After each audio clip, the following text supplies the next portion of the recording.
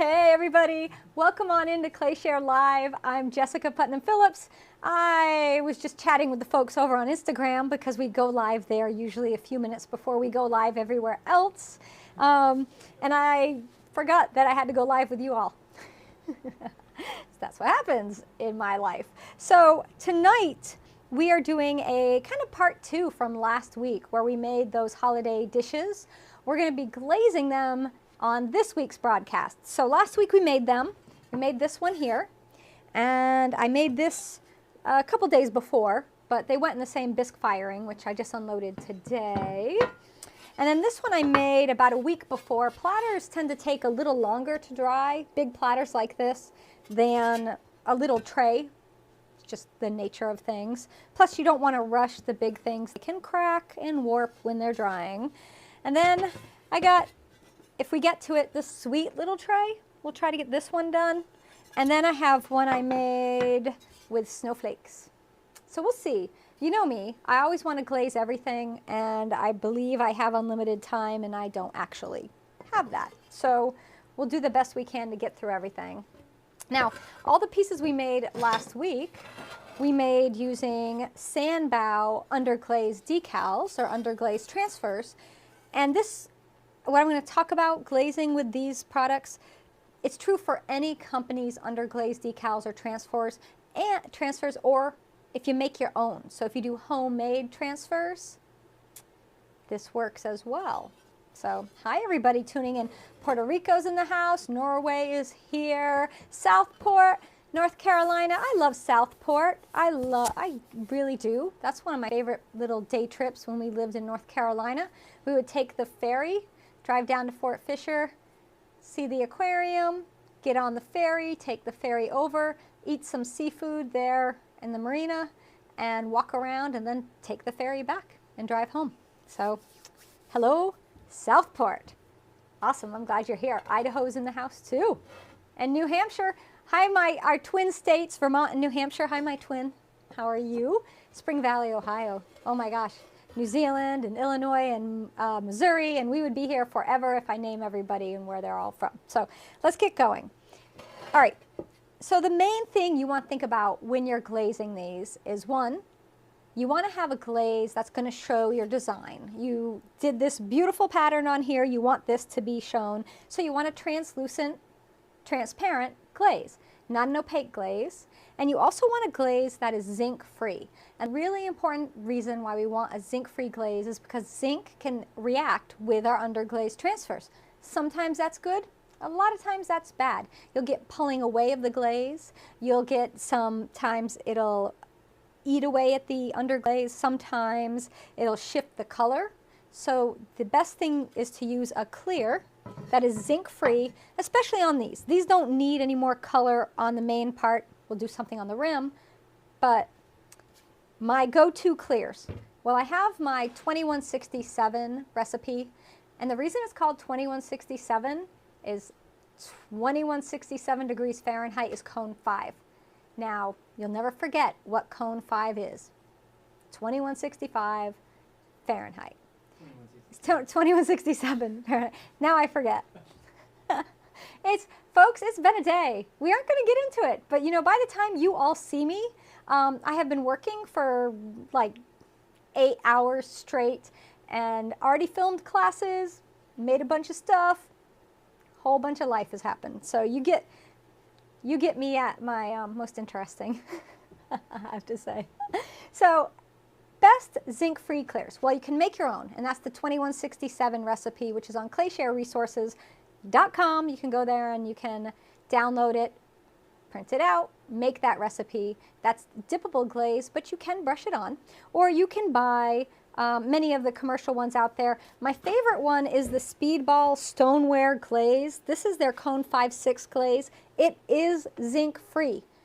It doesn't say zinc-free on the packaging, but I promise you it is. I know it is because I spoke to the company multiple times, and they have assured me, and I know what's in it for ingredients, there's no zinc. So the Speedball is a really great option because it's very affordable, and you can buy it in these big old jugs, which is handy. You might not need that much clear. I do, you might not. And then two other ones that I like a lot are Georgie's zinc-free clear. If you like Georgie's glazes, pick up their zinc-free clear. Amico's mixing clear, it's their Celadon line, that is also zinc-free clear. Clayscapes has a crystal clear, which is really good. I don't know if it's zinc-free, I just know it works well. And then Mako has a zinc-free clear, but I don't happen to have that, so I can't vouch for that glaze there. So let's do some glazing. All right, we're going to start with the big one first because I want this one to get done. And we have big platter, but nothing happening on the rim here. You know, it's kind of boring. I got a couple options with this. I could go ahead and I could do an underglaze just on the rim, right? I could do a stroke and coat, which is actually a glaze. So I could use the red, the hot tamale, which would be a good choice for this. And I could do red on the rim only, and then clear glaze the entire thing. Or I could leave the rim alone, clear glaze it all, and then, after it's glaze fired, do a third firing with gold luster. Right? And then you'd have this beautiful blingy gold luster rim. So what I like to do is I always think about getting a luster firing in, but sometimes it doesn't happen. So I'll go ahead and I'll do the rim a color anyways, because you can always gold luster on top of that. But if I get too busy and I can't get to a gold luster, at least it doesn't look unfinished until I get to it, right? You used Mako Clear, it's not zinc-free, and everything looked dingy. Thank you, Libby. I thought Mako made a zinc-free clear. I believe somebody messaged me letting me know. Blingy does sound good, doesn't it? So Michael's got some colors that do better with the zinc. Anything with zinc could act up. That's the risk. Some zinc glazes are fine with the underglaze decals, but some act up. I always try to steer clear from them because I don't want to take any chances. All right, so let's get this ready to glaze. We've been filming this class lately. It's a big class, and today was the glazing part. And I have to tell you, the glazing part is in 5 segments. It's got so much going on in the glazing, it's kind of crazy. And that class will be out, I believe, by the time, well, has to go in the kiln, right? It'll probably be out Monday. Maybe next Tuesday. But we got something else coming for you guys in the meantime to hold you down. Okay, let's do the rim first. And I'm going to use this hot tamale from Mako. It's a stroke and coat. Stroke and coats are a underglaze. They call it wonder glaze because it can be an underglaze, but it also can be a glaze. And they fire from cone 5 all the way up to cone 10, some of them. I'm just pulling the Insta folks down so they can see everything. And you can pour this in a cup if it makes your life easier, or you can go ahead and just use your brush and stick it in the bottle. But I have a complaint about that because you get this tiny little opening. That's no good. Mako does have a zinc-free clear, Sherry says. Yes, that's what I thought, because oftentimes if it's a product that I don't know about, someone else out there does and lets me know so I can share it with you all. All right, we're going to put the hot tamale. Now, stroke and coat's hot tamale will work if you want an exact match for speedball underglaze colors. I do highly suggest you use, for sandbow underglaze colors, if you use speedball, their red matches dead on. So, and we could do red on that, but I'm going to just use the stroke and coat because I want to mix it up a little. I should color one of the noses red. Oh, yeah, so I can have a Rudolph? Oh, Betsy, what if I do one of the noses gold?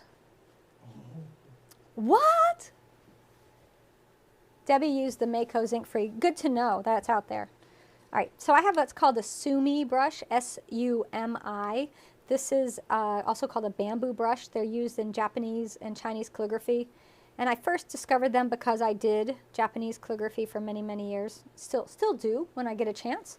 But I bring them into the pottery world, and a lot of potters use them because they're really great. They hold a lot of material, and they're really inexpensive. So we're just going to go ahead and apply this, and we're just going to brush it around the rim. And I found if you use the side of these brushes instead of the tip, it can sometimes be easier to actually get that whole rim glazed.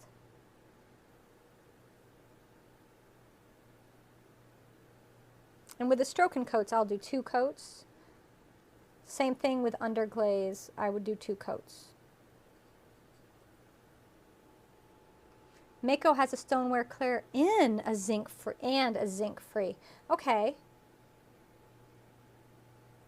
So many of you know, I first learned, you know, making pottery to make my own glazes. I never used commercial glazes for years and years. Not until about 11 years ago, I started using commercial glazes. And the first ones I ever used were Amico. And that's because they came out with their Celadon line and I was looking for a purple. But up until that point, I made all my own glazes. And, you know, that was just how it was for me. And then after trying Amico's really great Celadons and falling in love with them, branched out and tried other Amico glazes. And then I discovered Georgie's glazes and then Clayscapes. And then, not until 2 years ago, did I use Mako's. I know. Sit down, everybody, because it's almost shocking that I had never used Mako's glazes until 2 years ago. So there's still a lot of Mako things that I'm not familiar with.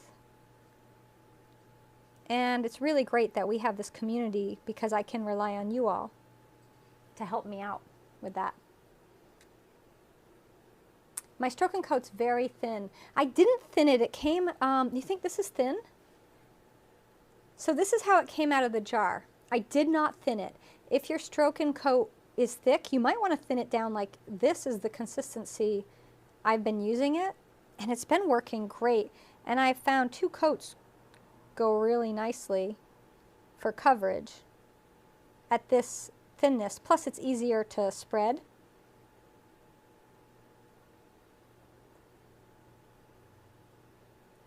So this is the part that's going to take the longest, is doing the rim. But I feel like it has to be done. Something has to be here. It can't be naked. You can't have naked holiday platters. What?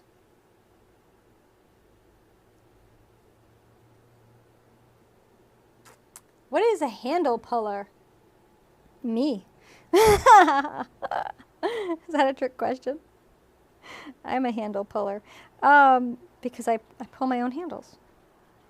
So if you're referring to, is there a side conversation? Yes. Kevin's having a side conversation with people, and then I get to look up and see comments that are very random for, I thought we were talking about pottery handles. We're talking about pulling rolling pin handles off. Oh, I gotcha. Rich popped in and I was telling him. Does stroke and coat fire glossy or matte? It fires glossy. So if you use this stroke and coat on a greenware piece, and then you bisque fire it, you're going to get a gloss finish already after the bisque firing. It comes out glossy, which can make it a little difficult to get a glaze to go on top of it. So I don't usually apply this first. I'll put this, meaning I don't apply it to greenware. I wait and I apply it to bisqueware. So this is the thing that'll take the most of our time, sadly. We could have some little elves come in and do our rims for us. So if I want to use a color on the rim of something at the greenware stage, I would use underglaze, not stroke and coat.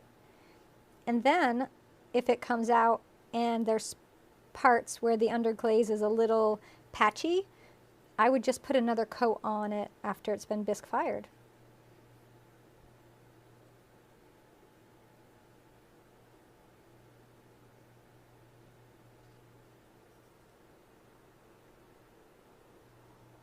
You're getting pinholes with your underglaze, transfers, or just underglaze in general. So a lot of times pinholing actually is traced back to the way we bisque fire. a lot of times people bisque fire too fast, and all of the organic compounds that need to burn out haven't burned out. You know, most of them burn away in the bisque, and then there's still some left that have to burn away during the glaze. And what I've found that really helps take care of that is bisque fire to cone 5. It's a good 05. Bisque fire to 05. Don't forget that 0. That's a good temp. So if you're bisque firing to 06 or cooler, bump it up a little bit. And then when you do your glaze fire, don't be in such a rush. Don't do a fast fire. By doing a medium speed glaze fire, you're giving all those organic compounds time to burn out of the clay that are still in there. And then I add a hold at the end of my firing so that any extra little bit of gases that need to work their way out can get out. And then my glaze has time to heal over so I don't have those pinholes. It takes a tiny bit longer to do a medium speed fire as opposed to a fast fire, but your results make it worth it, because if you get a whole kiln full of pots that you're not happy with, you would say, geez, if I waited 4 extra hours or did that 4 extra hour time in your firing, I don't even know if it's 4 more hours between a fast and medium. I think it might only be 2.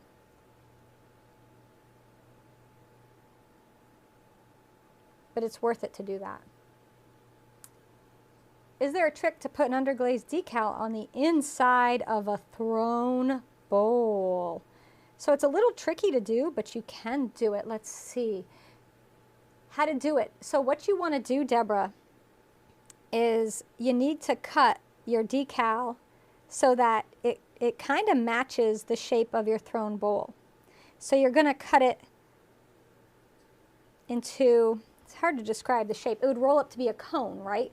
So you're going to cut it in a curved strip. Kind of like if you've done my pour over class, that template for the pour over, you know, where it's a curve. That's what you want to have. And that way you can place it in to the bowl. The other option is, depending on what your decal is, if it's something you can cut into pieces, I always like to cut them up into bits and apply them in sections. It just makes it easier, and then you don't have to worry about the patterns folding over or wrinkling. All right, so we're almost back to where we started on this. And then we'll do our clear. And you know, the big plan for all this is to have a kiln opening for Sunday, everyone. Back to the live kiln. I haven't had a live kiln opening since, my goodness gracious, when did we have the last live kiln opening? February? No. Is it? It's been months. It's been months.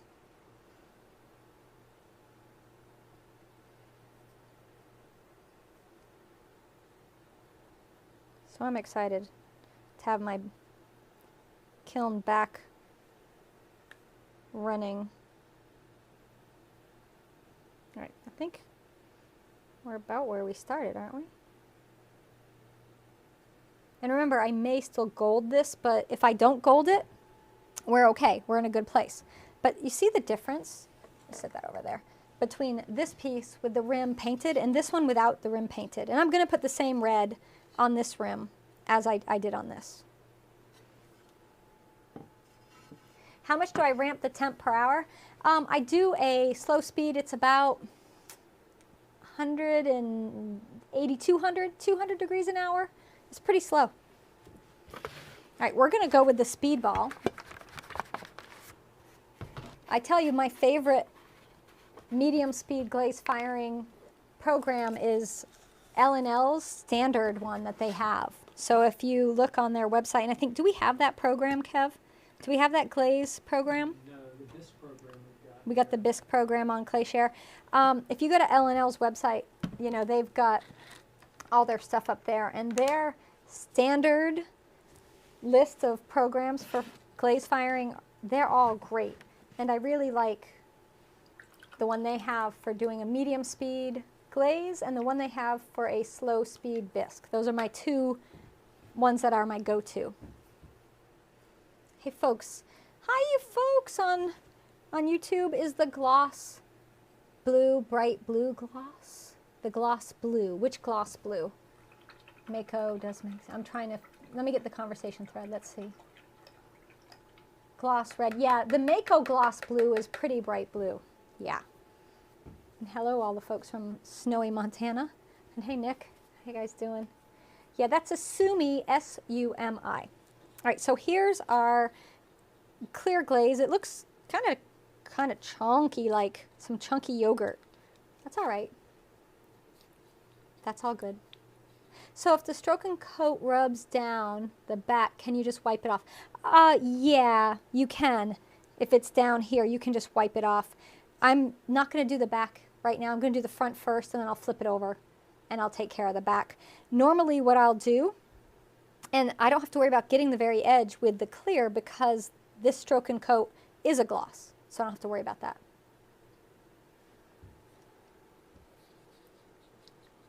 All right, so let's start with the middle. Now, when you're using any glazes on underglaze decals, or really anything that, for that matter, if you brush too long in one area, it's going to smear your underglaze decal. Same as if you take a damp sponge right now and you try to clean, like if I had an area and I wanted to scrub something clean right here, if I did that, it would smear the underglaze decals. They all smear. It's just the nature of the product. So my suggestion is don't mess with it. Just let it be. Whatever's there is there. And you see how I'm just kind of gently brushing this on? I'm trying to go only a few strokes and then stopping. And we will do 2 coats of glaze. I find 3 coats it gets too foggy. You don't need 3. Unless your glaze is super thin, then you might need 3. See how it's already drying over here? So I'm safe to come over and get on that rim. So I'm dipping my brush in, wiping the back of the brush off, and then applying it.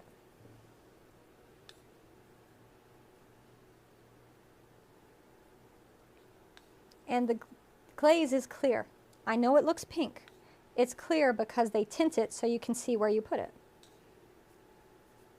which is very handy.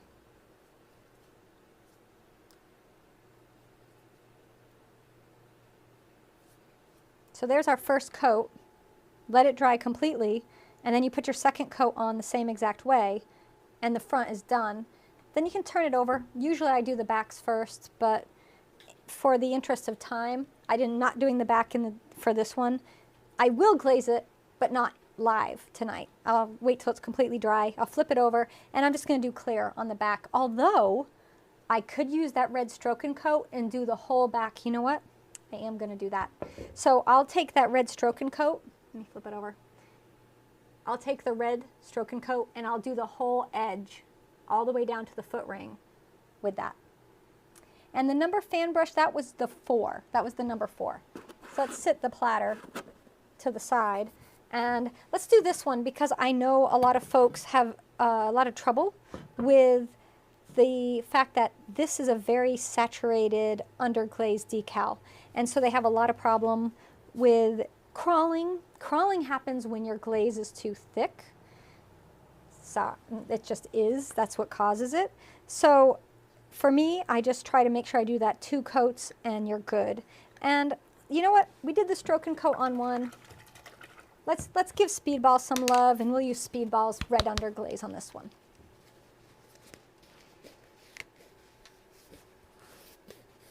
It's like the pink tinted ceiling paint. You like the pink color? You like that? So let's see how my red is. Ooh, it's little. It's sat for a little while. It's a little chunky up in there.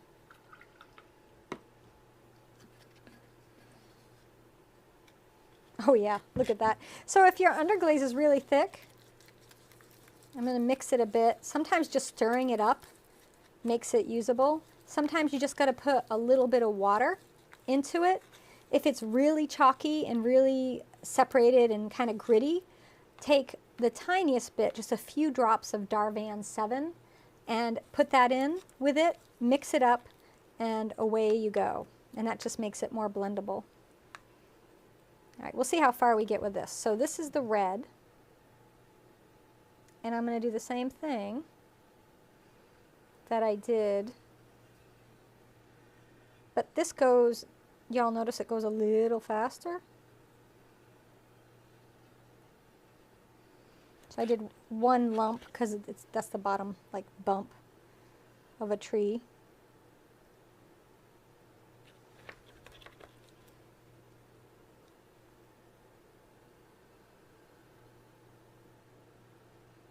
Again, I think this one could be really nice with gold on the rim as well. I mean, honestly, if anybody asks me, I think everything looks better with gold on it, but you know, that's me.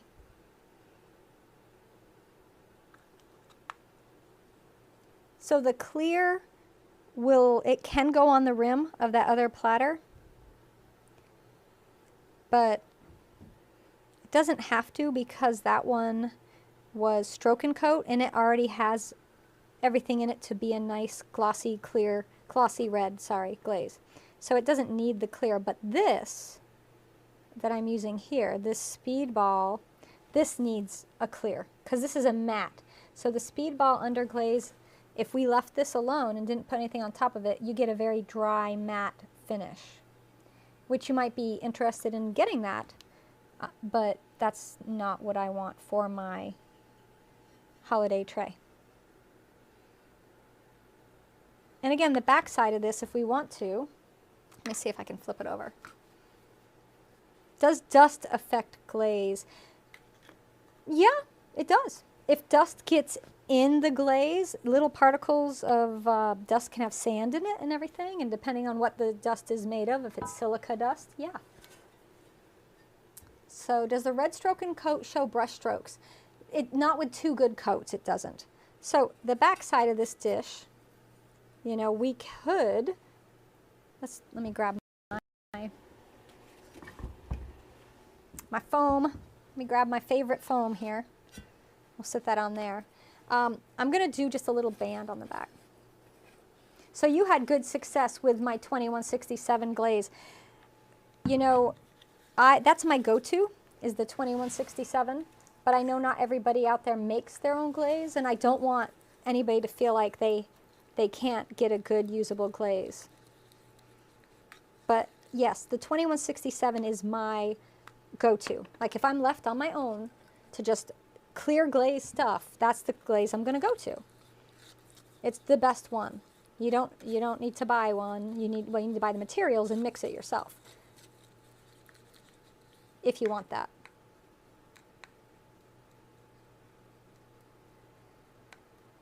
So where do I get Darvan 7? Believe it or not, I got my last bottle on Amazon because I needed some and I needed it right away, and clay suppliers don't always have everything in stock. And so I went to Amazon, put a search for Darvan 7, and guess what? They had it, and I bought it, and I think it was I don't know, $15, $16. All right, so I'm just going to do a band of the red around the back, just like this, and I'm going to make it a little wider.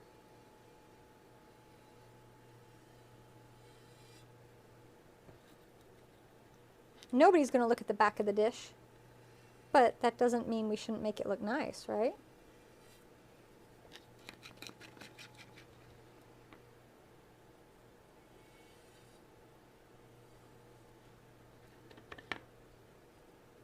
So if you get bubbling with your underglaze could be too thick. It's one of two things. Glaze is too thick, underglaze is too thick.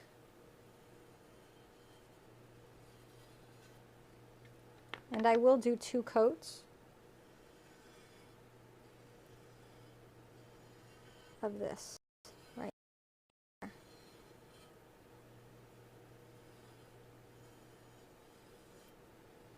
But I thinned it down a little, so I'm not worried about it being too thick. But it's nice, right? You get a nice finished back. And then you just put clear glaze on top of it, clear glaze everywhere except here, because that's where it's going to sit on the kiln shelf. And if we glaze that, it'll stick to our kiln shelf. Potters, look at the back of dishes. Yeah. Diana, there is not a commercial glaze the same as the 2167. No. No. I mean, there are others that are good, but that glaze isn't currently being made. Okay, so we're going to do clear again on the front. And you could do a slightly tinted Celadon if you wanted to. I don't know why you'd want to. It would hide your beautiful texture, beautiful pattern. So I'm not going to do that. There's my clear. And I'm going to stick with the Speedball. I know the others are fine, but the last time I used Amico, I went a little thick and it did go cloudy. I'm just going to warn you. So mix it up and just start.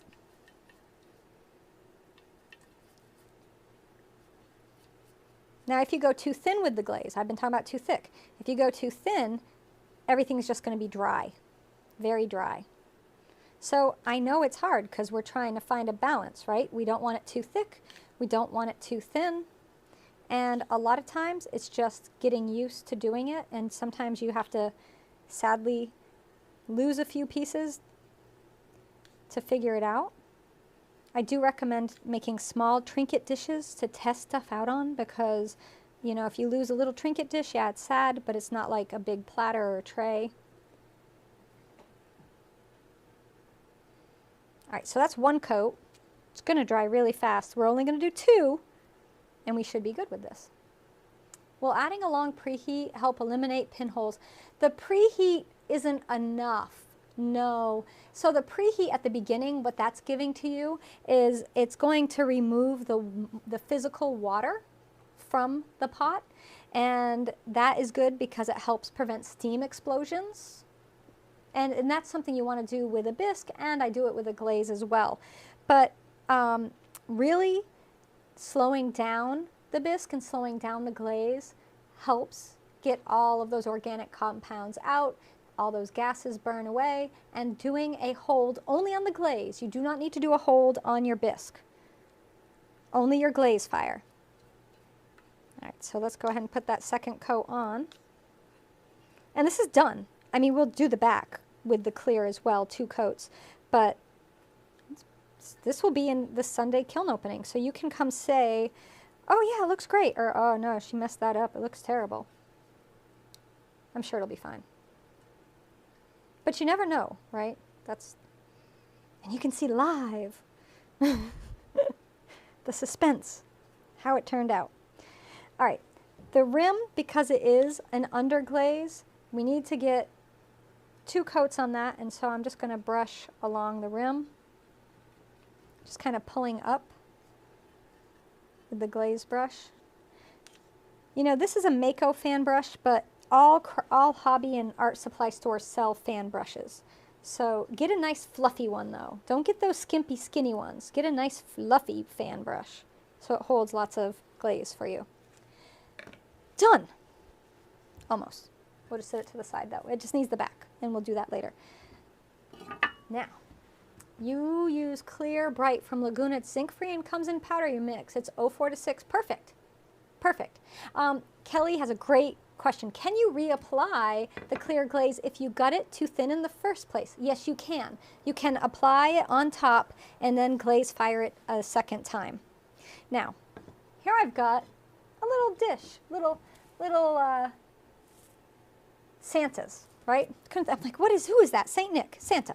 And we're going to put some color on him because he's just black and white, and I'd like a little color in there. Who doesn't want a little color? And we're going to use some Amico Celadons for this. I've got Snapdragon, I've got Wasabi. Might be only using red and green. You can use any color you want. It's up to you. And I've got a couple little dishes. I'm going to take the Snapdragon and pour a bit into a little dish.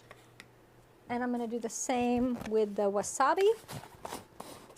Yes, L&L has firing programs. Their website is hotkilns.com. I don't know why L&L's website is Hot Kilns instead of L&L.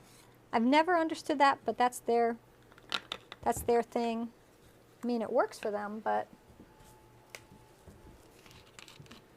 All right, we're going to thin this down. About half water to your glaze. This is Amico Celadon glaze, remember. And what we're going for, I don't have a done Christmas one. I have a done Halloween one. And I don't know if you can see on here the light kind of translucent colors. These are just the Celadons watered down. And really, you could probably water down anything, any glaze. You could thin it down as a colorant. So we have red, and we're not going to make everything red, but we're going to make some things like the little gift. And the reason we want it to be translucent is so that we can see the little drawing underneath it, right? And we could even put the red on top of Santa's black outfit. I don't think it'll show very well, but we can give it a go and see what happens. So it's just like watercoloring on top. We're just tinting it a little bit. He's got a bell. Maybe I'll make the bell yellow. I kind of like the way watercolor can look where it goes outside the lines too. So that can be really fun. Should we get his hat? I'm going to make this, if you get too much, tap it out. I'm going to make that one green. So I think we're done with the red. Let's take the green.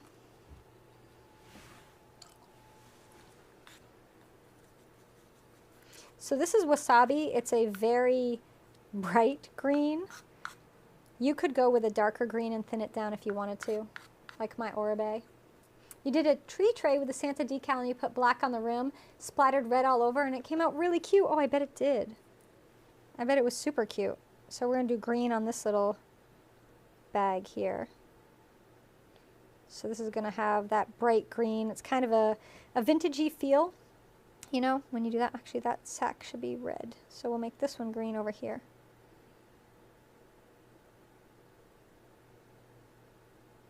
It's just giving it a few accents. That might be it for the green. That's it. Maybe a green ribbon on the package. Yeah. All right, back to the red because I just noticed this here. And I'm just doing one coat. I'm not going to put a second coat on of that.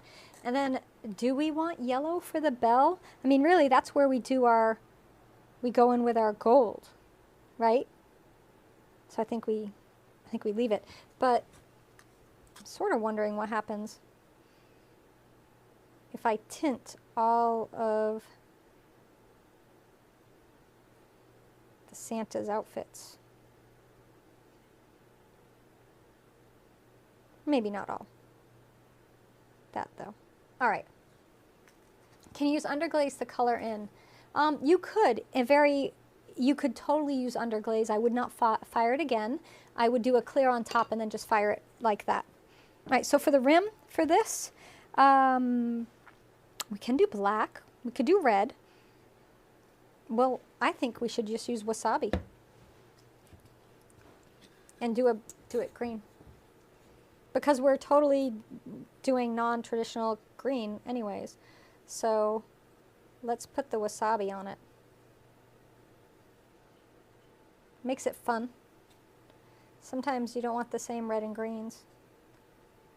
And you know, if your Christmas decorations are not red and green in your house, maybe you do blues and silvers, right? Maybe you do burgundies and browns and golds. You could use that too. That's the great thing about the ones that are just the simple black design. And I feel like the back of this we could just do all wasabi.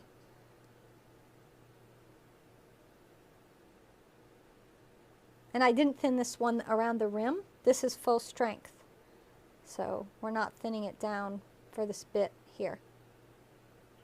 And you know what? I'll do the Amico mixing clear on this just so that we can see it when it comes out of the kiln and talk about it. Okay? What do you think? Green around his waistband. We can do that. Let me do the back and then we'll flip it over and put some green on his waistband. Okay. I've already cleaned that off. So this one doesn't have a foot. It's just a flat-bottomed little dish.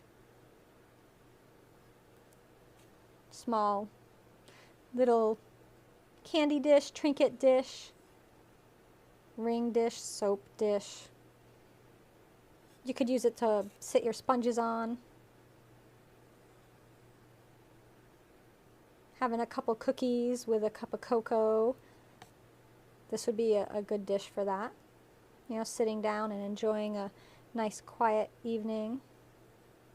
Maybe some Christmas carols playing.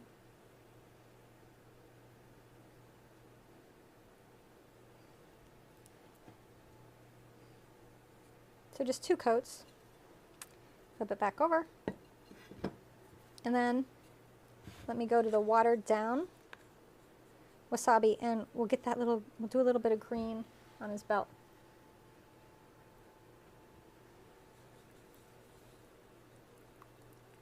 So if you thin down stroke and coat, will it show texture? Jan, good question. Yes, it will. It will. Stroke and coat sometimes on its own will show texture. Just depends. Really just depends. We'll do green. We'll do the trimmings green on Santa's. And you know, if you wanted to color Santa's face a different color, I'm just going to leave it the clay color. But you could change the color of Santa's skin tone on here too. So and that's why I love that you can do this. So if you want to make this for a gift, you can really tailor it for who you're making it for. And I love that. I love that we can do that.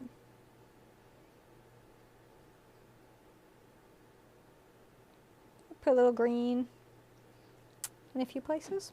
Yeah, that's good. That looks good. That's working for me. What else? What else can we do? I see I got a little bit there. Came in a little too far with my green, so I'm just going to wipe it gently with my sponge. And then it comes right off, and then I might just make sure I have that edge.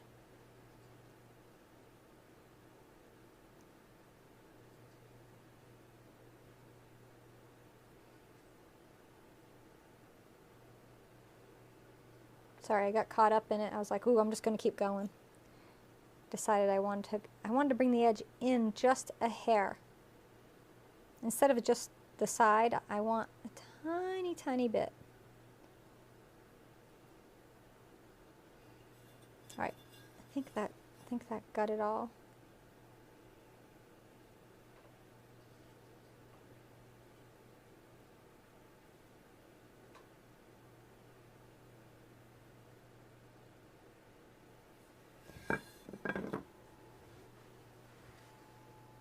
What do I do with the watered down glaze? I tell you what I do. There's hardly any left. I just put it right back in the bottle because my bottles are often too dry and I often have to thin them down anyways. So I pour it back in. That's why I didn't take out so much. But if you take out a lot, you might want to get a separate little container, write on it what the color is, just write with a Sharpie what color you're putting in there. Amico wasabi watered down, and then save it for another piece. So you fire cone 5 and use stoneware. What glaze is best? Really, any glaze can go on white stoneware and look amazing. Celadons, I love them. They look great on light colored clays. Do you have texture? You know, because if so, that might be something to consider. You want a translucent glaze, but if you have something that doesn't have texture, even a little bit of texture is kind of nice with opaque glazes. All right, we've got, let me rinse out, there it is, my fan brush I was using earlier. Transfers may bleed while glazing. Right, so they're not actually set. They're sitting, once you do a bisque fire with your transfers and you take them out like this, right? they're sitting on the surface. They haven't been covered and sealed, and they haven't bonded fully with the surface. So if I rub this right now, I will smear my decal all over the place. They are more powdery and dry just sitting on the surface. So until they've been glazed or glaze fired, they haven't fully bonded and set to the surface. And they won't do that until they get to glaze temps. So bisque temps are not enough. All right, we're going to use that mixing clear straight out. It's not too thick. And we're just going to brush that on. Oh my gosh, I kind of love this.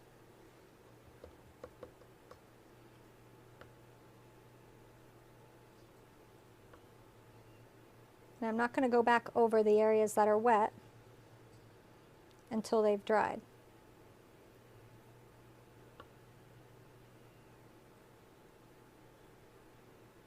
That's it. And so you just wait. Don't have to get the rim because we did the wasabi, which is a glaze, right? And we just wait for that to dry. So you bought Amico Mixing Clear. All you need to do is water it down. Mandy, you have it like this, the Mixing Clear like this. If it's in the pints, the brushable pints, you shouldn't have to do anything to it. I didn't water this down. This is straight out of the jar from the manufacturer. The Celadons, I only water down if I want more of a watercolor effect. If I want them full strength, I just brush them on without watering them down. Oh, Cecile, you'll get that good on the edges. You just practice. I do gold edges freehand a lot. I've done hundreds of plates, maybe more, probably more at this point. And I just free do it. I've got this one still, and we got this one. We got two more. We should keep going. What transfer did I get? Where did I get my Santa? I got that from Sandbow. So this is almost dry. We can almost do our second coat. Did you notice that the back, it takes longer to dry because we did glaze on the back? And so that glaze on the back has put moisture into the piece, so it's taking longer for the front to dry. We also did that watered down glaze on the front, and so you notice how on the Santa, how it's taking longer to dry there, and that's because we already put moisture onto the piece. So it just takes a little longer to dry. You just printed out the programs, Julia. You will find them invaluable. They are wonderful programs. So we got this. Do we do, I mean, my go-to is the holly is going to have a gold rim, I think. So we could leave it clear, but again, that's risking if I forget, I could get in trouble, right? So why don't we use Just Froggy? Gotta love that name. Just Froggy. Do you guys think Just Froggy will match well enough? My stroke and coat users. Do you think the Just Froggy will be a good match for the pine green? Why am I using mixing clear versus regular clear, Sharon? I don't have regular clear from Amico. I have their mixing clear. That is why I'm using it. I just don't have it. When I buy my Celadons, I buy the mixing clear because I like to mix down some of the Celadons to change their colors. And this does work as a clear. So why buy another clear, right? But you could get Amico's clear. Sure. You didn't know you could water down Celadons, right? Yes. And those programs can work with any kiln, Christine. You just program them in yourself. Yeah.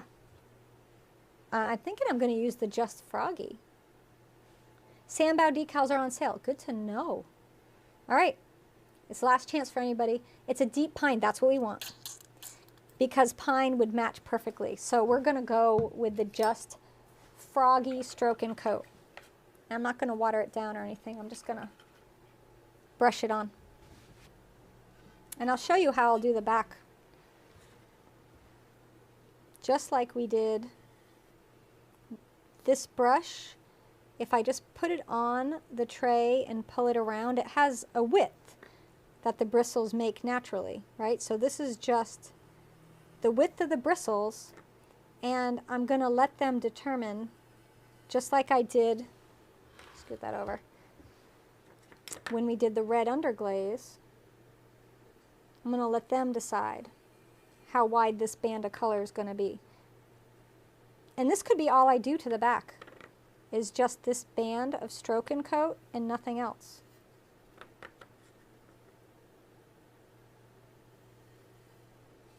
The clay will be vitrified, so it'll be sealed, so I don't have to worry about that for food use. So maybe I won't put a clear glaze on it, although I can if I want to. You think Just Froggy will be too bright? We're going to find out. And you know what? Have a backup plan. If it's too bright, I'm just going to put gold on it and fire it again. That's the thing. I did during ClayShareCon this past year, I think it was, and one of our members shared that, you know, she had watched that, and I had said, if you make a piece, it was ClayShareCon, because we were doing overglaze decals. That's a whole different thing than these, but similar idea. If you end up with a piece that you're just not happy with, you can always put an overglaze decal or gold luster on it, and it makes everything better. It hides a multitude of sins. And it can just take a piece from meh to wow. Okay, so that's all I'll do on the back. Flip it over. I think this is the last holiday thing other than that snowflake. How are we on time? Oh, we're doing good. 8 minutes. Pff, we'll get this done. A good brushable satin clear.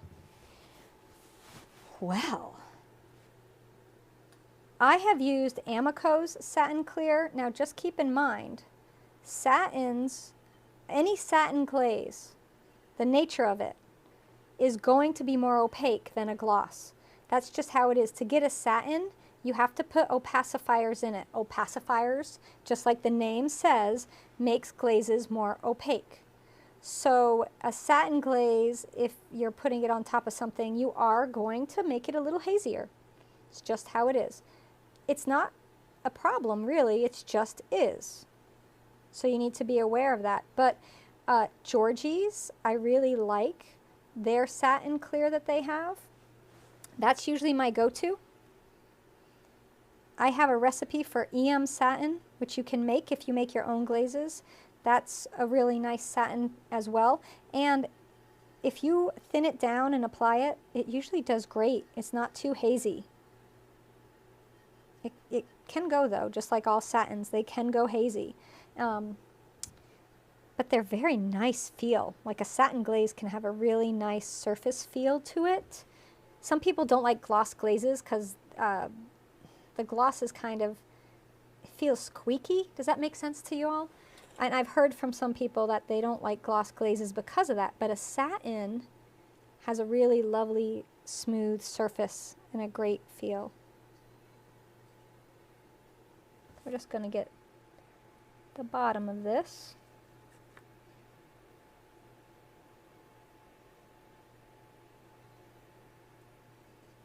But I do think my plan will be to gold this anyways.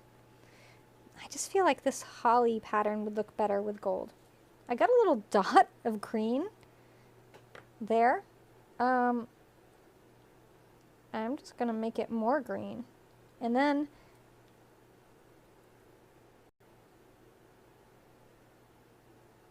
let me fix my point of my brush. I'm just going to do a few green dots here and there.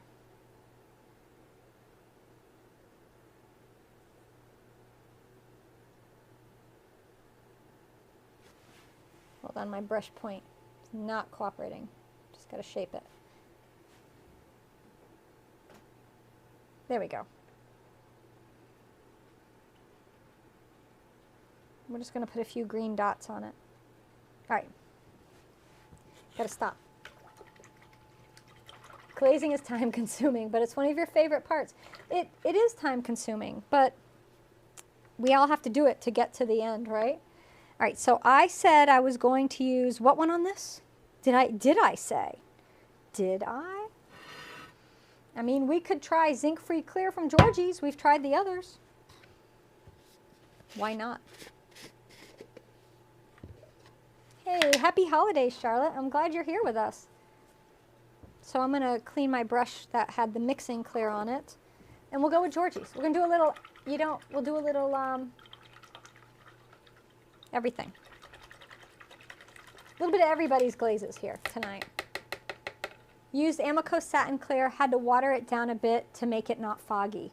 Yeah, but it is nice. It's just, you got to water it down. So, Georgie's glazes, I love, but I will tell you something about them when you get them. A lot of times they've hard panned in the jar. So you'll get a glaze that's like this. And I'm probably not going to use it right now because I will need to get a little stick and stir it up really well, and we don't have enough time. Sorry. Sorry, Georgie's, I don't get to use your glaze. I'm going back to Speedball. Just how it's going to go. We don't have time. That's still a little wet there. It'll probably smear. Let's see what happens. I'm going to put on my clear. This is the Speedball Stoneware Cone 5/6 Clear Glaze.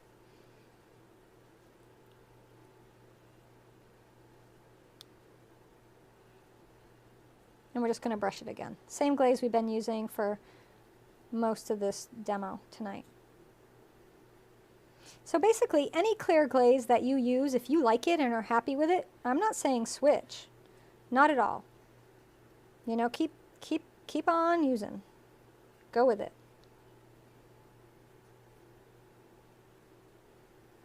You think that's going to smear? Oh, so close. It didn't. There. So I was using the Mako Stroke and Coat on the first piece I glazed. You cannot find. What did I use? I didn't use a clear. I was using a red Mako Stroke and Coat. The clear is Speedball. That's this one here. All right. So you had to use your immersion blender on some of the Georgie's, but they turned out spectacular. They are some of my favorite glazes, but they don't put any additives in it like Mako and Amico do, so they separate. So you got to mix them back up. That's all. They're not ruined. They're fine. Just mix them back up, and they'll be good. All right, that's what I got. How many degrees Celsius cone 5 is? If you put in 2167 Fahrenheit to C, just F to C, it'll tell you in your phone or on your website. Just type in 2167 F to C. It'll give you the direct transfer. I don't know Celsius. One of my shortcomings in life. I know Fahrenheit. That's what I got. So we will put these. We will put these in the kiln. I got this one I didn't get to glaze tonight. I'm going to tell you what I'm going to do with it though. I'm just going to put my Chun Blue on it and then maybe spearmint on the rim. I know, really a big departure for me.